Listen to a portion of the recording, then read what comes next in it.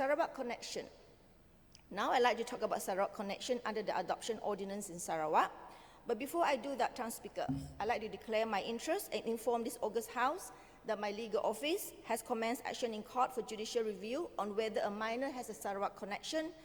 to qualify him for legal adoption under Section 5 of the ordinance. I am not the advocate retained, nor am I involved, but even so,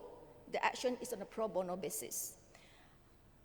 I shall not be specifically mentioning the name of the parties involved. However, what the child and the parents are going through are what many other children and parents are also going through, and I'd like this August House to look into this. As we all know, there are criteria to be met for successful adoption, one of which is that the child involved must be born in Sarawak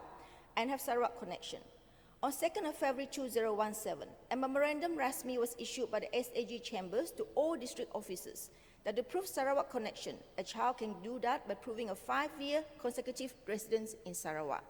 Pursuant to the workshop conducted by the Ministry of Welfare and Community Wellbeing, Women, Family and Childhood Development on 8th of June 2017, the SOP which was compiled also include the 5-year consecutive residence in Sarawak to prove Sarawak connection. It therefore came as a bit of a shock when in December 2018, adoption applications concerning abandoned children where there were no information on the identity and whereabouts of the biological parents were all rejected by Cebu District Office. This was done despite the interested adoptive parents being deemed as fit and proper persons to adopt the child concerned. Later, we were informed that these applications were rejected by the District Office, acting upon a memorandum rasmi dated 21st of November 2018 by SAG Chambers that abandoned children whose parents are unknown do not have Sarawak connection. Trans Speaker, I'd like the Minister to clarify on this, on why the SOP was not followed by allowing these families to prove the Sarawak connection of these children by proving the 5-year consecutive residence in Sarawak.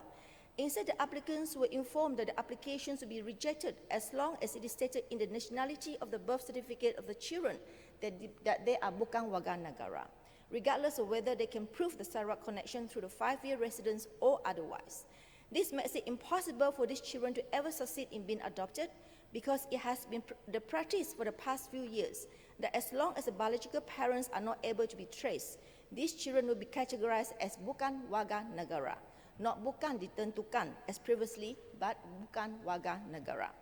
And this, together with SAG Chambers' directive,